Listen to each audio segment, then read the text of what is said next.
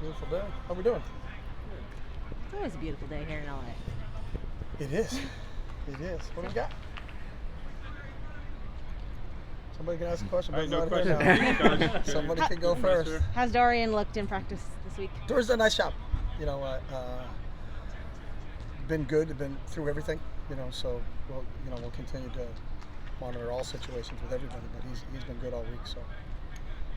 I know you want to focus on this week's game and the great Wednesday and having 1 week at a time, but I'm sure you saw what happened with Cal last night and SC rescheduling. Sure. That means SC is going to have a bye before they play you. Does that matter to you? Yeah, what matters to us is really, and I actually talked to Justin this morning about what happened with the COVID protocols, and that's the most important thing. So we are aware of what went on and just trying to get to the bottom of what lessons can you learn from it. We talk about protecting our ecosystem, and it's the one thing I think people may have dropped their guard. And I'm not saying that's what happened in Cal situation. I'm just saying in general in this country, because you kind of think it's over, but you can still get the Delta variant even if you're vaccinated. So, we use that part to look at how does it affect us and what are our guys doing. And we do have just a couple players that are unvaccinated, just like Cal did. And we make sure we meet. There's groups that are meeting, not in their specific meeting rooms now. We've spread them out. We really use the building. Sometimes that's why we have the big screen over there. We meet outside. We hold our team meetings outside when at all possible. Unless the meeting's going to be less than 5 minutes, then we can do something quick inside. But if it's going to be a longer meeting, we handle it that way. But that's just part of what we're doing. The whether they have an open date or not an open date isn't something we've even thought about, because it's not worried about concentrating on what we have this week. It's just we don't have any control over it. So it's not like I can call the league and say, well, how come that happened? It's just we understand what happened. It's just the nature of where it is, and it is what it is. So we don't worry about that part of it. So. Is Alec Anderson available? Alec Anderson, yes, he's available today. How's he progressing? He's available today, so we'll see. That's part of the process of what we go through. So. Garrett DeGiorgio, it looks like he was kind of getting some first-team reps. How has he been developing this year? Garrett's gotten first-team reps for a long time here, so he's done a really nice job. He came in here, as a true freshman, and I think in a mindset that he wanted to play football, and has really done a really nice job in progressing with everything he's played. He's a young man that I think has a huge upside, and we're excited about his progress. Every time he's stepped in, and he's either been in with the ones or the twos since we started camp, so he's filled in whenever he's got an opportunity to go with the ones. He's done a really nice job, so we'll see how this whole thing plays out as we get to Saturday. What's been the emphasis on the defensive side of the ball this week to see some improvement there? Yeah, our emphasis is just on our opponent, and then what's the scheme and the game plan that Colorado has done. They varied a little bit. They threw the ball a little bit better in the last couple of weeks, so they're varying what they're doing in their attack. And really, everything you do specifically in a game week is based upon what your opponent, what looks are they going to present. Obviously, they got a really talented running back in Broussard, and then they've got a quarterback who's actually very athletic. So the zone read game and him being able to keep the ball is part of what they do also. So, but it's really been team specific in terms of preparing for Colorado and what they're going to present to you. They'll play multiple personnel groups. There's some 2 tight ends. There's some 4 wide receivers. They kind of vary what they do. They don't just line up in one set grouping and just stay with that the entire game. So it's the ability for us to be in base, ability for us to be in nickel, ability for us to be in dime, and then trying to match what their personnel groups are doing. You mentioned the coaching staff there was kind of like a need to be better, teach better a little bit on defense for the players to see some improvement last week. I don't think I said that. Maybe I'm remembering that incorrectly, okay. But for you, what I think I said is that everybody has to get better every day. So that's part of the entire process. We all want to be better than we were the day before, whether it's teaching, coaching, administrating, playing, learning, all those other things. That's what our goal is that you've never arrived in anything you do. So it's about constant, steady improvement, and that's what we'll continue to do in everything we do. That's always been kind of our mindset and our mantra. There's not a time where you said, hey, we got this. I think the day you say you got this is you're probably going to get passed on by something. So you're always trying to strive to do things better than you've done before, and that's what I mean by that process. So. For the coaching staff specifically, what do you guys want to do better for this week? We want to beat Colorado, so it's implementing the game plan that we have to do to give our players the opportunity. That's our job as a coaching staff, create an opportunity where our players have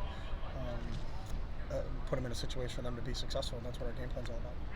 When you watch Lewis on film and prepare for him, are there any similarities to the other quarterbacks you faced the last couple weeks? I think some of the athletic kids that we face the ability that they can hurt you in the run game, and I think that's when you have to start to talk a lot about your rush lanes and your discipline in your rush lanes, because it's the unscripted plays with athletic quarterbacks like that.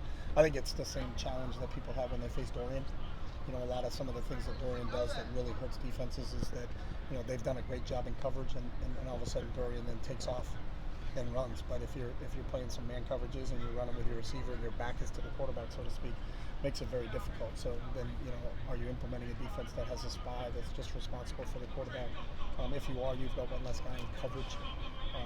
But when you're playing athletic quarterback, sometimes those are things you have to do. So, but you can't play one defense the entire game. You have to vary what you do in terms of how do that. And I think whenever you face that athletic quarterback, I think the ability for that guy to extend plays and scramble and throw the ball on unscripted plays, or to just tuck it and run, are things that you got to prepare for and try to simulate in the practice situations.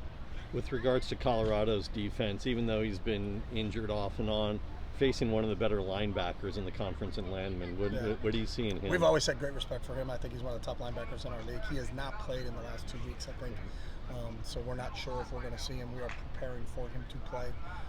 He's really good at keying and diagnosing plays. He never really gets fooled, by most schemes. He always seems to be in the right spot at the right time. Can fit up plays really, really well. You try to simulate as much as you can in practice. But I don't think anybody can actually simulate how just really instinctual he is. And he's been that way for a couple of years, so he's tough to handle. But we'll see where he is. Again, he hasn't played. I think it's the last 2 weeks. But we'll prepare like he's going to play, just like anybody else. I think it would be shame on you to say, well, we're just going to prepare like he's not going to play, and then all of a sudden he plays and go, oh, we weren't ready for this. But it's really dealing with an instinctual linebacker that understands and knows where you think there are. Sometimes, and we've done this before, is you actually tell the linebackers on the scout squad what play is going to be run, so they don't have to key and diagnose it. They know that, here comes a pass.